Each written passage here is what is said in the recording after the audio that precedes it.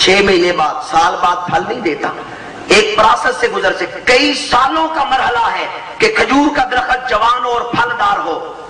میرے آقا نے کھجوروں کے درخت اپنے ہاتھ سے لگائے، 1 سال نہیں گزرا درخت پھل دینے لگ گئے۔ اب تک تاریخ میں وہ مشہور باغ رہا اور لوگ اس کی زیارت کرتے رہے۔ نہ جانے کس ذہنیت سے موجودہ حکومت نے اسے ختم کیا، اس پر پابندی لگائی۔ میرے آقا علیہ الصلوۃ والسلام نے حضرت سلمان فارسی کو آزاد کروا لیا اور فرمایا سلمان و منا اہل البیت۔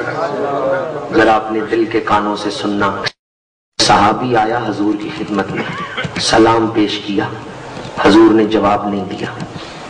جسے حضور کی بارگاہ سے سلام کا جواب نہ ملے کیا دل کی حالت ہوگی؟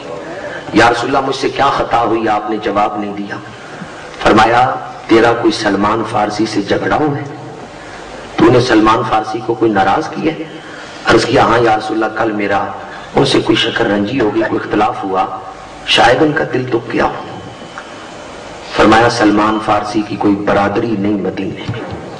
یہ تو آپ سن چکے ہیں نا، وہ فارس سے آیا تھا، پھر موصل نصیبین رومیہ سے ہوتے ہوئے مدینہ منورہ پہنچے۔ سلمان فارسی کی کوئی برادری نہیں، کوئی قبیلہ نہیں۔ کوئی پوچھتا تھا سلمان تیرے باپ کا نام کیا؟ فرماتے تھے سلمان بن اسلام۔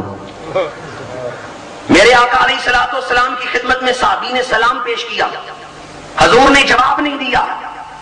امام الانبیاء مجھ سے کیا غلطی ہوئی کہ سلام کا جواب نہیں دے رہے؟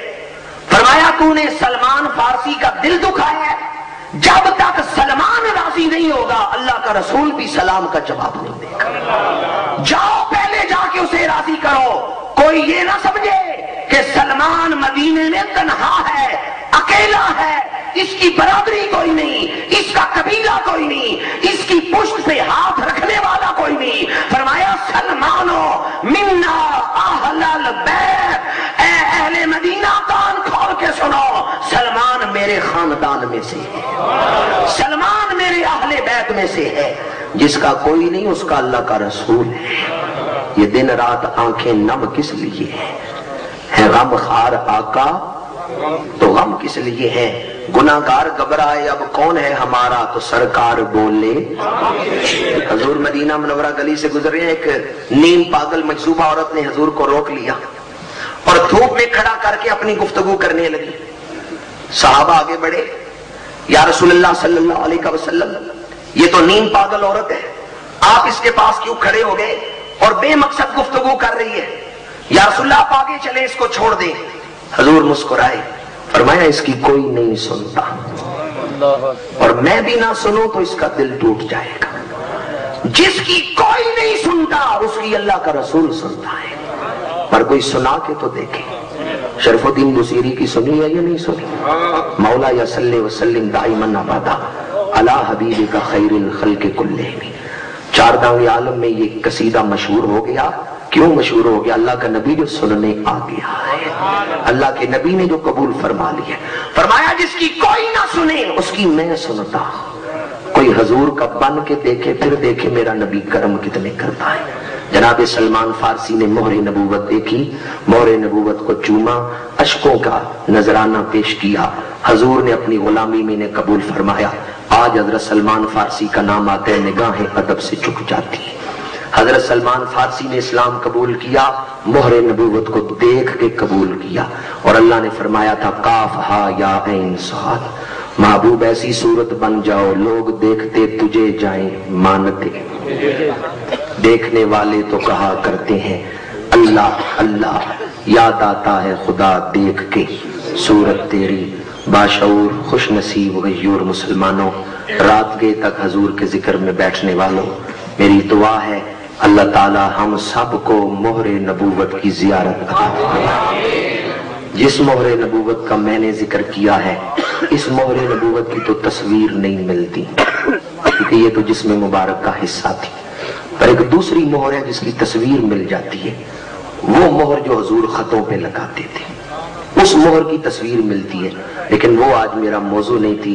وہ مہر نبوت جو حضور خطوں پہ لگاتے تھے، اس میں اکثر آپ نے تصویر دیکھی ہوگی، اس کی لکھا ہوا ہے محمد الرسول اللہ، نیچے محمد ہے، اوپر رسول ہے، اس سے اوپر اللہ ہے۔ اس مہر نبوت کا بھی بڑا مقام ہے، اس کی بھی بڑی شان ہے۔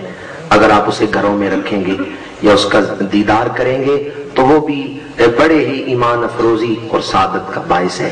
جس نے اس مہر نبوت کی توہین کی اس نے حضور کو اذیت کی. خسرو پرویز ایران کے بادشاہ نے خط پھاڑا تھا جس پہ حضور کی مہر نبوت لگی ہوئی تھی. جب اس مہر نبوت والے خط کو پھاڑا حضور نے فرمایا مزق کتابی مزق اللہ ملکہ، اس نے میرا خط پھاڑا، میرے خط کے ٹکڑے کیے، اللہ نے اس کے ملک کے ٹکڑے کر دیے. بریلی کے تاجدار نے لکھا مٹ گئے مٹتے ہیں مٹ جائیں گے سب عہدات تیرے، نہ مٹا ہے نہ مٹے گا کبھی چرچا تیرا. جو حضور علیہ الصلوۃ والسلام کی بے ادبی کریں وہ مٹ گئے. ان شانیہ کا ہول ابتر، جو حضور کے بن گئے جو حضور کے ہو گئے. مجھ کو پیر کامل نے جی بات یہ بتائی ہے، بڑا مشہور شعر ہے، مجھ کو پیر کامل نے بات یہ بتائی ہے، جو نبی کا ہو جائے اس کی کل. عاشق رسالت مآب محترم حاجی محمد اقبال گمن صاحب نے مجھے بڑے مشکل موضوع کی طرف اشارہ کیا ہے، لیکن گزشتہ دنوں بھی ایک جگہ محفل تھی، بڑی عظیم الشان محفل، وہاں انہوں نے یاد دلایا تو بڑا فائدہ ہوا اس کا، اس لیے میں گفتگو وہاں لا کے سمیٹ رہا ہوں. اگر میں پوچھوں مہر نبوت کی زیارت کی خواہش کسے ہے تو میرا خیال ہے اس محفل میں کوئی آدمی نہیں ہوگا جو ہاتھ نیچے رکھے. کیا خیال ہے؟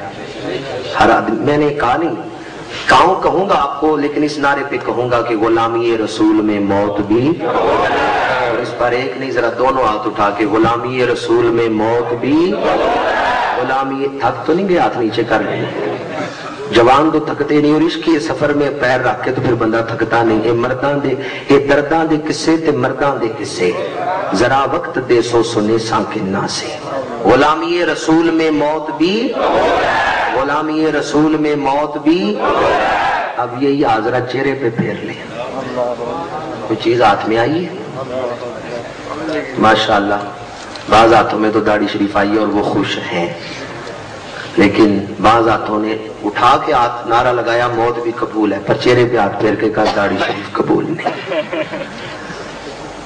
دعوت فکر دے رہا ہوں کیونکہ اس محفل کا یہی مقصد ہے کہ حضور کی محبت میں ہر محفل ہمیں ایک قدم آگے لے جائے، ہر محفل ہماری کمیاں نقائص دور کرنے اور حضور کے قرب کا باعث بن جائے. اور اذان دینے والے اذان دیتے رہیں گے، کوئی نماز پڑھنے آئی یا نہ، ہمیں اذان کا حکم ہے، ہم اذان دیتے رہیں گے. اور کسی کے دل پہ اثر کرے، کوئی بات مان لے، چلے دوسری اذان تیسری، کسی پر تو کوئی بات اثر کاری جائے گی. آپ نے ہاتھ اٹھا کے کہا موت بھی قبول ہے، چہرے پہ ہاتھ پھیر کے کہا کہ داڑھی شریف قبول نہیں. کیا خیال ہے؟ مجھ سے جھوٹ بولتے پھر بھی گناہ کبیر ہے، کسی اور سے جھوٹ بولے پھر بھی گناہ کبیر ہے، پر جو اللہ کے رسول سے جھوٹ بولے. اعلیٰ حضرت شاہ احمد رضا خان بریلوی رحمۃ اللہ علیہ بریلی شریف بیٹھے، ایک نعت خان نعت پڑھ رہے، مدینے شریف جانے کی آرزو ہے اس نعت میں. اعلیٰ حضرت نے کھڑے ہو کے کہا واقعی تیرے دل میں آرزو ہے یا صرف نعت ہی پڑھ رہے؟ اس نے کہا حضرت صرف نعت ہی پڑھ رہا ہوں، دل میں آرزو نہیں. فرمایا کسی اور سے جھوٹ بولتے پھر بھی بہت بڑا گناہ ہے، پر تم تو اپنے نبی سے جھوٹ بولتے. میری ملت کے خوش نصیب باشعور مسلمانوں، زندگی کا کوئی پتہ نہیں. ہم آخرت کے بڑا قریب ہیں. لوگ سمجھتے ہیں نا آخرت دور ہے، ہم بڑا قریب ہیں. پتہ نہیں اگلا لمحہ دنیا میں ہوگا یا آخرت میں ہوگا.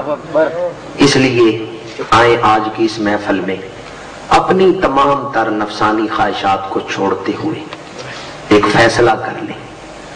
آپ نے ہاتھ اٹھائے، رات بھر جاگے، محفل میں بیٹھے حضور کو خوش کرنے کے لیے. یہ میرے اس لفظ پہ ذرا غور کرنا، اسے ضائع نہ کرنا. حضور کو خوش کرنے. پیر بلے شاہ قصوری کہتے ہیں پنجے وقت پڑھے نمازاں کہ تنو لوکی آکھن نمازی.